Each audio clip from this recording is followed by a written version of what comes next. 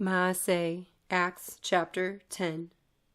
Now there was a certain man in Caesarea called Cornelius, a captain of what was called the Italian regiment, dedicated and revering Elohim with all his household, doing many kind deeds to the people, and praying to Elohim always. He clearly saw in a vision about the 9th hour of the day a messenger of Elohim coming to him and saying to him, Cornelius. And looking intently at him and becoming afraid, he said, What is it, master? And he said to him, Your prayers and your kind deeds have come up for a remembrance before Elohim. And now send men to Yahuah and send for Shimon, who is also called Kepha. He is staying with Shimon, a leather tanner, whose house is by the sea. And when the messenger who spoke to him went away, Cornelius called 2 of his household servants and a dedicated soldier from among those who waited on him continually. And having explained to them all, he sent them to Yahuah. And on the next day, as they were on their way and approaching the city, Kepha went up on the housetop to pray about the 6th hour. And he became hungry and wanted to eat. But while they were preparing, he fell into a trance, and he saw the Shamayim opened, and a certain vessel like a great sheet bound at the 4 corners, descending to him and let down to the earth, in which were all kinds of 4-footed beasts of the earth, and wild beasts, and creeping creatures, and the birds of the Shamayim. And a voice came to him, Rise up, Kepha, slay and eat. But Kepha said, Not at all, Adonai, because I have never eaten whatever is common or unclean. And a voice came to him again the 2nd time. What Elohim has cleansed, you do not consider common. And this took place 3 times, and the vessel was taken back to the Shamayim. And while Kepha was doubting within himself about what the vision might mean, look, the men who had been sent from Cornelius, having asked for the house of Shimon, stood at the gate, and calling out, they inquired whether Shimon, also known as Kepha, was staying there. And as Kepha was thinking about the vision, the Ruah said to him, See, 3 men seek you, but rise up, go down, and go with them, not doubting at all, for I have sent them. So Kepha went down to the men who had been sent to him from Cornelius, and said, Look, I am the one you seek. Why have you come? And they said, Cornelius the captain, a righteous man, and one who reveres Elohim, and well spoken of by the entire nation of the Yahudim, was instructed by a Kodesh messenger to send for you to his house, and to hear words from you. So, inviting them in, he housed them, and on the next day Kepha went away with them, and some brothers from Yahuah went with him. And the following day they entered into Caesarea, and Cornelius was waiting for them, having called together his relatives and close friends. And it came to be that when Kepha entered, Cornelius met him and fell down at his feet and bowed before him. But Kepha raised him up, saying, Stand up. I myself am also a man. And talking with him, he went in and found many who had come together, and he said to them, You know that a Yehudi is not allowed to associate with or go to one of another race, but Elohim has shown me that I should not call any man common or unclean. That is why I came without hesitation when I was sent for. So I ask, Why have you sent for me? And Cornelius said, 4 days ago I was fasting until this hour, and at the 9th hour I prayed in my house, and see, a man stood before me in shining garments and said, Cornelius, your prayer has been heard, and your kind deeds were remembered before Elohim. Now send to Yahuah and call Shimon here, who is also called Kepha. He is staying in the house of Shimon, a leather tanner by the sea. When he comes, he shall speak to you. So I sent to you immediately, and you have done well to come. And now we are all present before Elohim to hear all that you have been commanded by Elohim. And opening his mouth, Kepha said, Truly I see that Elohim shows no partiality, but in every nation he who reveres him and works righteousness is accepted by him. He sent the word to the children of Yisrael, bringing the good news. Peace through Yahushua HaMashiach. He is Adon of all. You know what word came to be throughout all Yehudah, beginning from Galilee after the immersion which Yochanan proclaimed, how Yahweh anointed Yahusha of Nazareth with the Ruach HaKodesh and with power, who went about doing good and healing all who were oppressed by the devil, for Yahweh was with him. And we are all witnesses of all he did, both in the country of the Yahudim and in Jerusalem, whom they even killed by hanging on a timber. Yahuah raised up this one on the third day, and let him be seen, not to all the people, but to witnesses, those having been chosen before by Elohim, to us who ate and drank with him after he arose from the dead. And he commanded us to proclaim to the people and to witness that it is he who was appointed by Yahuah to be judge of the living and the dead.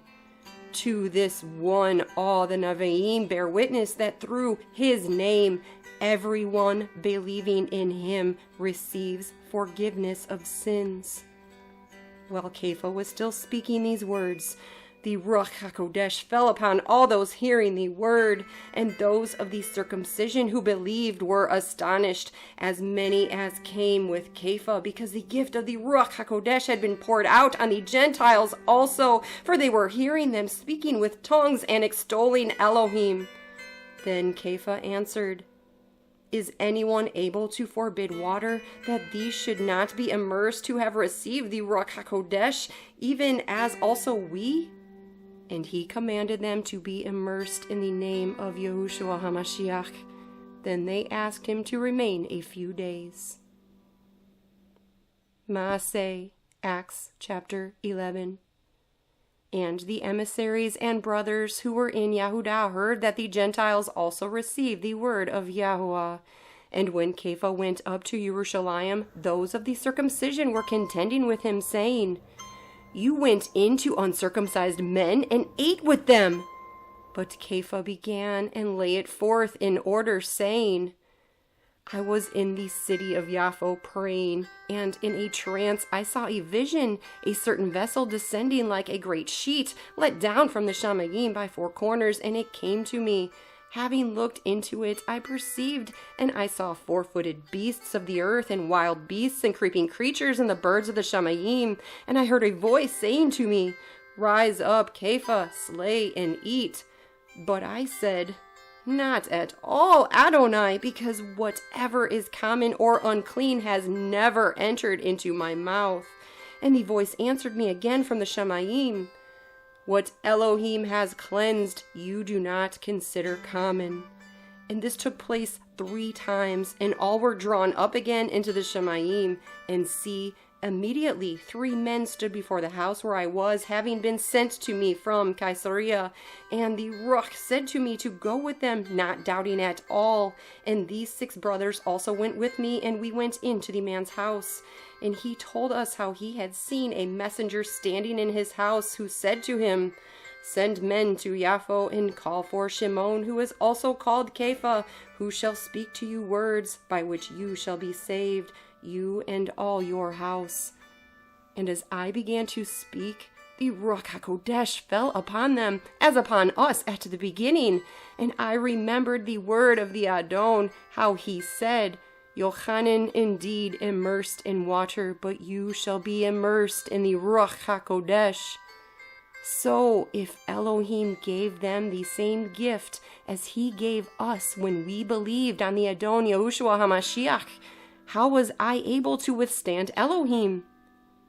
And having heard this, they were silent and praised Elohim, saying, Then Elohim has indeed also given to the Gentiles repentance to Chai. Then indeed, they who were scattered because of the pressure that arose over Stephanos passed through Phoenicia and Kupros and Antiochia, speaking the word to no one except the Yahudim only. But some of them were men from Cupros and Cyrene, who, when they had come to Antiochia, spoke to the Ammonites, bringing the good news, the Adon Yahushua. And the hand of the Adon was with them, and a great number, having believed, turned to the Adon. And word of it came to the ears of the assembly in Jerusalem, and they sent out Barnabas to go as far as Antiochia, who, having come and seen the favor of Elohim, was glad, and encouraged them all with purpose of heart to cling to the Adon, because he was a good man, and filled with the Ruach HaKodesh and with belief, and large numbers were added to the Adon. Then Barnabas went to Tarsus to seek Shaul, and having found him, he brought him to Antiochia. And it came to be that for an entire year they came together in the assembly and taught large numbers. And the Talmudim were called Mashiachim, first in Antiochia. And in those days Nevi'im came from Jerusalem to Antiochia, and one of them, named Hagav, stood up and indicated by the Ruach that there was going to be a great scarcity of food over all the world, which also took place under Claudius Caesar. So the Talmudim, each according to his ability, decided to send relief to the brothers dwelling in Yehudah. This they also did, and sent it to the elders by the hands of Barnabas and Shaul. Maaseh, Acts chapter 12. And about that time, Herodes the sovereign put forth his hands to do evil to some from the assembly, and he killed Yaakov, the brother of Yochanan, with the sword. And seeing that it was pleasing to the Yahudim, he proceeded further to arrest Kepha as well, and they were the days of Mesot. So when he had seized him, he put him in prison and delivered him to 4 squads of soldiers to watch over him, intending to bring him before the people after Pesach. So Kepha was indeed kept in prison, but prayer was earnestly made to Yahuah on his behalf by the assembly. And when Herodes was about to bring him out that night, Kepha was sleeping, bound with 2 chains between 2 soldiers, and the guards before the door were keeping the prison. And see, a messenger of Yahuah stood by, and a light shone in the building, and smiting the side of Kepha, he raised him up, saying, "Get up quickly!" And his chains fell off his hands. And the messenger said to him, "Gird yourself and bind on your sandals." And he did so. And he said to him, "Put on your garment and follow me." And coming out, he followed him, and knew not that what was done by the messenger was true, but thought he was seeing a vision. And when they had passed the first and the second guard posts, they came to the iron gate that leads to the city, which opened to them by itself.